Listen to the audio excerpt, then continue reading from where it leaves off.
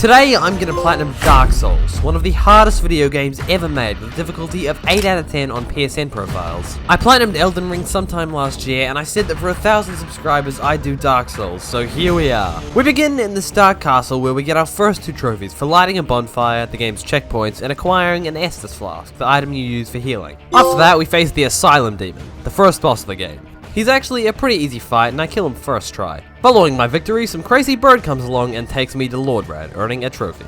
We arrive at this place called Filing Shrine, which is basically the hub of the game. I make my way through the castle and quickly come across the second main boss, the Orstein. He was actually also a pretty easy fight. You can just climb up the pillars on either side of the bridge and then jump down doing about 1/3 of his health. I defeated him and then moved through the castle doing some farming as I went. While I was exploring, I passed by a random dude standing around and he let me join his covenant, which earned me a trophy.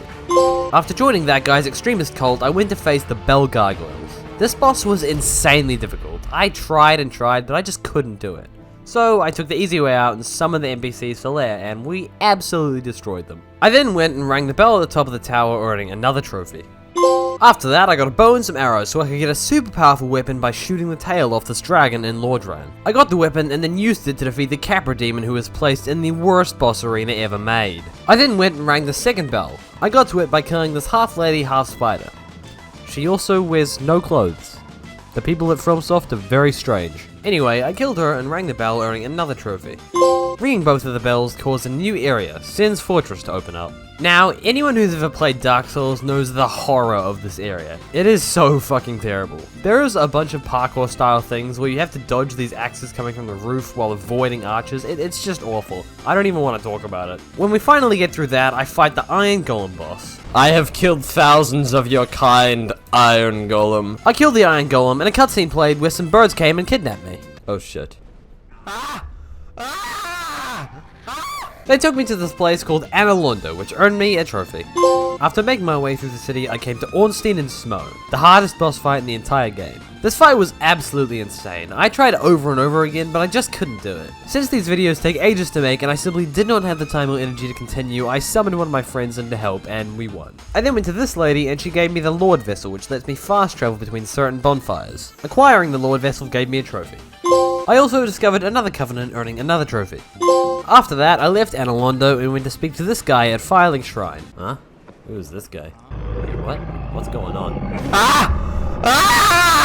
Yeah, so that happened, and then I put the Lord Vessel on this pedestal and it unlocked a bunch of areas with bosses for me to fight. I started out by heading back to Analondo and going through this archway which leads me to an incredibly frustrating area that ended up taking me over 2 hours to get through. The worst thing was that after I did it the first time, I didn't realize there was a shortcut, so I spent ages doing the whole thing over and over again needlessly. Eventually, I made it to this crystal place where you literally walk on nothing. Finally, I made it to Seat the Scaleless, a big dragon dude. This guy was actually super easy. I beat him second try.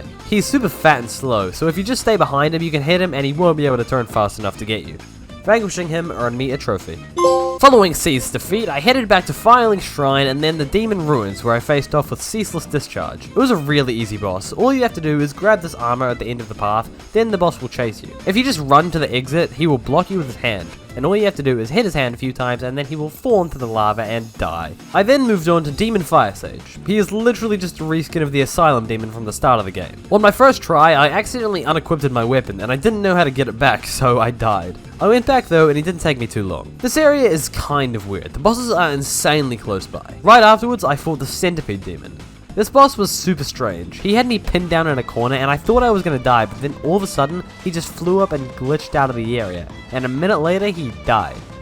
That was a strange experience, but I'll take it. Finally, we get to the Bed of Chaos. This is supposedly the worst boss in the game because basically it's just a big fucking tree that swings his arms around and breaks the ground. You can't damage him at all, so you have to destroy his 3 hearts. People also hate this boss because the run back takes over 2 minutes, which really adds up. I know some people struggled with this boss for hours, but it actually didn't take me very long. Less than 10 tries. Defeating the Bed of Chaos earned me a trophy.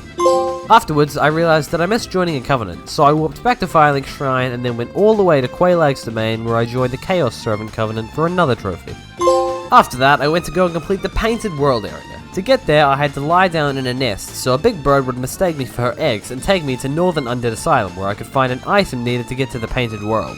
In Northern Undead Asylum, I had to fight the Stray Demon, another reskin of the Asylum Demon. He was pretty easy, although his AoE attack was kind of annoying. The best strategy is just to get ahead of him and then run away as far as possible and repeat.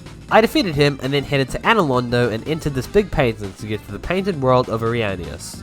Of something. When I arrived at the Painted World, I went around and killed some dudes before making my way down into the sewers where I have to fight a bunch of these Pinwheel soldiers. They weren't too bad, so I got through them and then turned this crank, which opened a door allowing me to get into the boss room. In the boss room, I met Crossbreed Priscilla. Now, this boss fight made me feel terrible because she was so nice to me. She didn't try to attack, she even told me how to leave the Painted World and wished me well on my journey. I really didn't want to kill her, but unfortunately, there is a trophy for killing her, and I also needed to cut off her tail for a certain item that was needed for another trophy. I killed her and went back to the regular world. The trophy eased my pain slightly. After that, I headed to the Catacombs, which was very painful. All of the enemies are skeletons, and when you kill them, they just regenerate about 5 seconds later, which is really annoying. My strategy was just to run as fast as I could and hope for the best. On my way, I jumped into this coffin that could teleport me to a little place where I could get the trophy for discovering the Gravelord's Servants Covenant. After that, I made my way down and found Pinwheel, a really easy boss. I defeated him first try in about 4 hits, and although easy, he does give you the right of kindling, meaning I can have essentially unlimited Estus flasks by kindling at a bonfire. Getting the right of kindling earned me a trophy as well, so that's nice. After that, it's time for the Tomb of the Giants. I feel like I say this for every area, but this area fucking sucked. It is so dark that you literally cannot see anything. Luckily for me, I made sure to pick up this hat with a light on top so I could see a little bit better. This place was honestly full of jump scares, and I won't deny, I shit my pants a few times. After many deaths, I reached the boss of the area, Gravelord Nito. This guy was a real dickhead, but he wasn't too hard. The worst part was that there are a bunch of skeletons attacking you, and you can't kill them unless you have a specific weapon that I don't have. Luckily for me, I managed to defeat the boss in only 3 attempts, earning me a trophy.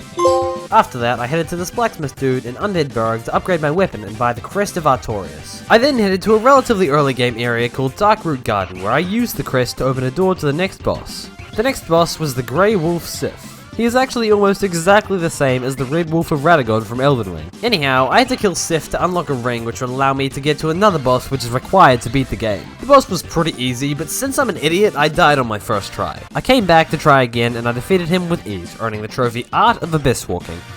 For our next area, we have the New Londo Ruins. For this area, you have to run through a castle to get to a handle which you can use to drain all of the water out of the area. Here's the catch. The castle is filled with ghosts that can hide in walls and will not hesitate to Five Nights at Freddy's your ass. I eventually got to the handle, but right as I was about to push it, I died, so I had to do the entire thing again. So I did the whole thing over before taking a shortcut to the stairwell where I had to jump off the edge and into the abyss. If you didn't know already, I am severely retarded, so my dumbass forgot to equip the ring to allow me to traverse the abyss, so I just fell to my death. Yeah. Luckily, I learned from my mistakes, and on the second try, I made it to the Four Kings boss battle. This boss battle was honestly an absolute breeze. All you have to do is equip your strongest armor and stay as close as possible to each king. They don't do a lot of damage, so you can just trade hits with them and heal in between each king, and you'll be fine. Upon defeating them, a cutscene played, and I nearly had a heart attack because I thought there was going to be a second phase. Luckily, there wasn't, and a trophy popped. After that, I went to fight Gwindel.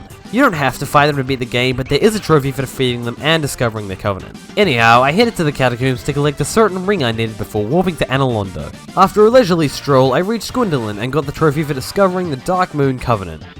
Following that, I entered the boss room. The fight was super easy, but still slightly annoying. Basically, Gwendolyn just continuously teleports back and shoots magic at you. You just have to run at them and use the pillars for cover. Upon defeating them, I got a trophy.